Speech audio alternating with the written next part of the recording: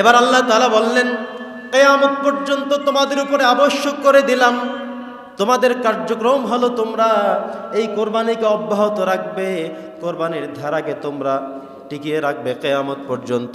কারণ এই কোরবানির ধারা অব্যাহত না রাখলে মানুষের ঈমান, মানুষের কলিজা, মানুষের তাকওয়া পরীক্ষার আর বড় কোনো মাধ্যম আমার কাছে নাই। পড়েন সুবহানাল্লাহ। ইব্রাহিম আলাইহিস সালাম এই কথা বলে দিলেন। ইব্রাহিম আলাইহিস সালাম আল্লাহর পক্ষ থেকে এই বিধান পেয়ে গেলেন। আল্লাহ বললেন, ইন্না কাযালিকা নাজজিল মুহসিনিন ইন্না হাযা লাহুয়াল বালাউল মুবিন। আল্লাহ বলছেন, তোমাকে আমি স্পষ্ট পরীক্ষা করে উত্তীর্ণ করিয়ে দিয়েছি। ইব্রাহিম নবী দেখলেন সন্তান পাশে দাঁড়ানো আর দুম্বা কোরবানি হয়ে গিয়েছে। আল্লাহ বলেন, এটাই ছিল আমার সিদ্ধান্ত, আমি শুধুমাত্র তোমার কলিজা, তোমার তাকওয়া, তোমার ঈমানটাই পরীক্ষা করে নিয়েছি।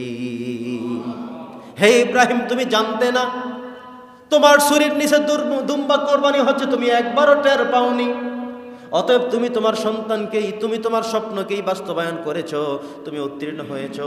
এবার আল্লাহ সালাম পাঠিয়ে দিলেন, সালামুন আলা ইব্রাহিম।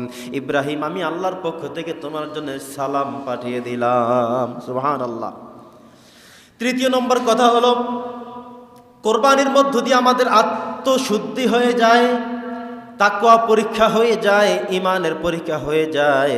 কারণ আল্লাহ বলেছেন সূরাতুল হজ্জের 37 নম্বর আয়াতে যে আমি তোমাদের গোশত, তোমাদের রক্তগুলোর দিকে না তাকিয়ে বরং কার বিশ্বাসটা কেমন ছিল, ঈমানটা কেমন ছিল, দৃঢ়তা কত ছিল, মজবুতি কত ছিল, সেটার দিকেই শুধু আমি লক্ষ্য করেছি। অতএব টেনশনের কোনো কারণ নাই, ঈমানকে মজবুত নিয়ে কোরবানিতে অবতীর্ণ হতে হবে। বন্ধুগণ আমার, আমরা যারা কোরবানি দেওয়ার সিদ্ধান্ত নিয়েছি, একবারও মুখ থেকে কথা বলবো না গোশত কম হবে বেশি হবে, কম টাকায় দিলে কম হবে, বেশি টাকায় দিলে বেশি পাওয়া যাবে, এত কম গোশত হবে না, চলবে না, এ সমস্ত কথা বলার কোনো সুযোগ নাই। বরং কোরবানি দেব আল্লাহর জন্যে, গোশতটার বন্টন নীতি কেমন হবে আমরা সামনেই সেগুলো আপনাদেরকে বলে দেব।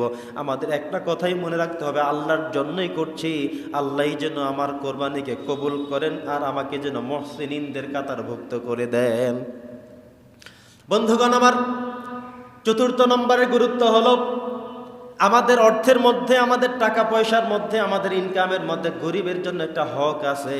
এই হকটা যেন আমরা পূর্ণ করি, সেজন্য বিধান দেয়া হয়েছে।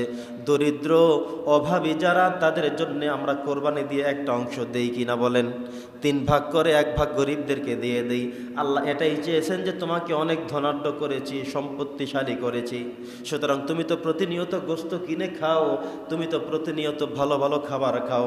এই একটি দিন ইয়াউমুন নাহারে, ইয়াউমুল উদহিয়া আমি দিয়ে দিলাম, কোরবানির ঈদ দিয়ে দিলাম, সেদিন তুমি কোরবানি করে গরিব অসহায় মিসকিনদেরকে একটা অংশ তুমি দিয়ে দিবে, যাতে করে তারা খেয়ে দিয়ে আমি আল্লাহর নৈকট্য হাসিল করতে পারে, তোমাদের জন্য দোয়া করতে পারে।